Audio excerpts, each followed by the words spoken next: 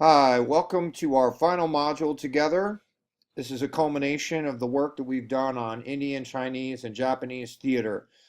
This briefing is just going to take you through the tasks that are involved and give you a few ideas about what you need to be looking for as you accomplish those tasks. So we see the Module 8 at a glance. The first thing you're going to go over is the video PowerPoint project. So you are going to create a PowerPoint or slideshow using another slideshow software. That's totally up to you. And you're going to upload it to YouTube so I can see it. Remember that when you do that, it needs to be public or unlisted. I cannot access a video saved as private. This is a good thing for you to learn and make sure you understand if you haven't already learned and understood it. So once you have that, your deliverable in this assignment is that link in the assignment area. That's what you're going to put in. You're going to put in the link to the public or unlisted YouTube video. That is what you're delivering. And what this is about is you creating a slideshow in which you find vivid examples of Japanese, Indian, or Chinese traditional theater traditions as they are adapted into Western theatrical, or they could be Asian cinematic performances. So either Western theater, Western cinema, or Asian cinematic performances. Basically any cinematic performance or Western theatrical performances. Now these can be video clips, they can be images, they can be screenshots of video images, anything that you can put together in a slideshow along with slides that contain some information. This slideshow, your slideshow must contain this list. I'm not going to reiterate it all now. That is what needs to be in that slideshow. So take a good look at it. You're going to do some reading from a couple of different theater texts, which are available online. They're probably also available in multiple libraries, but you can get to them here using these links. Okay, these are both the same link. These are both the same link. They're going to open in a separate page. You're going to want to read these pages that are assigned. Okay. This article is a CNN article. It's available by hitting this link. That's the name of the article.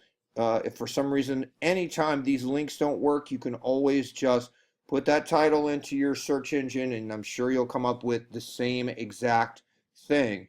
So do not let link breakage stop you from accomplishing your task. Okay?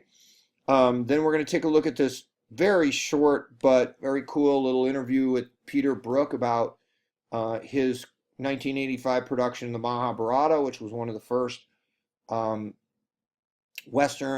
major Western adaptations in a long time. It wasn't really, it was pretty much a direct translation, although it was not obviously the entire Mahabharata. This scene is a very important scene. He talks about it in his video. You get to see it here in this video capturing the stage production of Peter Brook's Mahabharata. All of these film clips are covered in the matching test. You're also looking for ideas about, hey, where am I going to find that Western theater image? Where am I going to find that Western theater film clip? Where am I going to find the Western cinema film clip? This is a really interesting video. It's 14 minutes long, and it's got some very cool stuff about the Mahabharata and some of the possible ramifications of global atomic warfare and some of that, how that resonates within the text of the Mahabharata. This interview of Anne Bogart is very significant. She has been inspired greatly by the work of Suzuki. She's worked with Suzuki at Toga. Her company is inspired by Toga, the city company. And she also has a lot of Kabuki influences in her work. This video is a little longer. Then you're going to have a look at your final project. There's two options here. to consider. Again, I'm not going to go through every single detail of these projects, but in essence, option one is a study guide, which imagines you are creating a study guide for a real company that is going to be bringing a traditional piece of Asian theater to the United States. So in other words, you are finding a real existent Asian theater company that performs traditional Asian theater, like a company that does Kutiyattam, or a company that does Kabuki, or Beijing Opera. You're going to look at that company in Asia.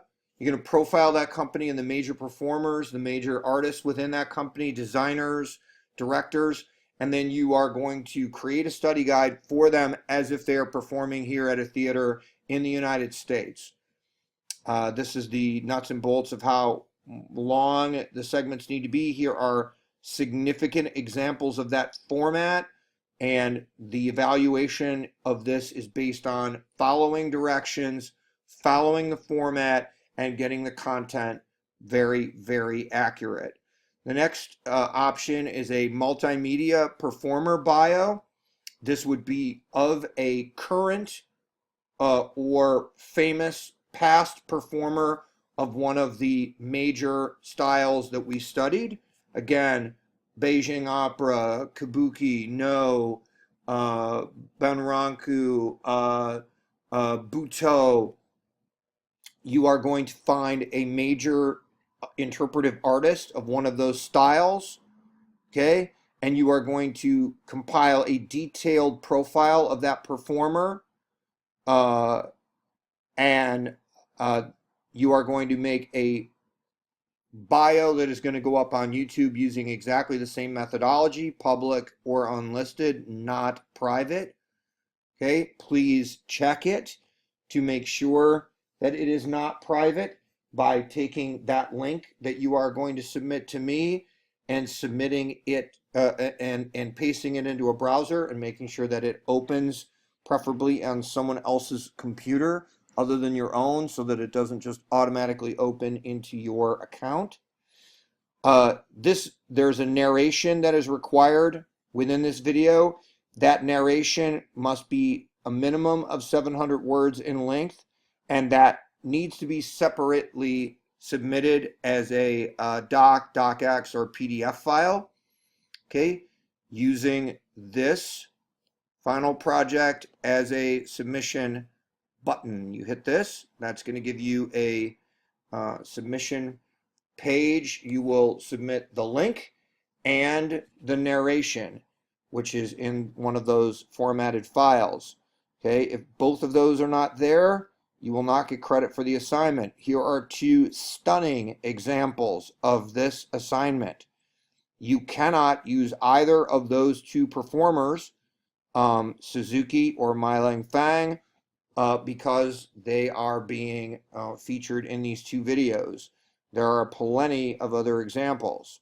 Okay, have a good look at that final project. Asian inspiration matching test, that is the test that goes along with this unit. The instructions are similar to most of the rest of the tests you've taken. It's just a big matching exam. And then my journal, you know what to do with that. If you have any questions, you know to contact me. And remember, do that as soon as you possibly can, so that you do not save your questions for the very end, right before your final project is due. Also remember that when you contact me, particularly towards the end of the semester, you want to make sure that you clearly state your name, you clearly state the section that you are in, because I have multiple classes, sometimes multiple sections of the same class. And remember, you never, ever, ever, ever, ever, ever, ever, ever, ever send me a assignment through email. Everything must be submitted through Blackboard. If it's not submitted through Blackboard, you have not created a space in the gradebook, and I cannot send you I can't post any feedback for you. Also, everything that goes through Blackboard has a timestamp. So if you log into Blackboard and you put an assignment into Blackboard, I know that you have gone to an assignment area. I can check where you have navigated. So if you were to email me later and say, oh, I turned that assignment in, I can actually go in and make sure that I see, oh yes, you actually did go to that thing at that time. If you send me something through email and it gets lost and disappears, it is gone. And that is that. I have no way of finding out if it ended up in a spam folder, if you hit submit but you didn't have a real connection. I have no way of knowing any of that. And that would mean that you would not get credit and you would be turning something in late if I didn't get it. So that's a long way of saying don't ever send me any assignments through email. Other than that, you can always contact me using course messages, as we said, email, and even call me if it's something that is urgent. I'm here for you. Let me know. Thanks.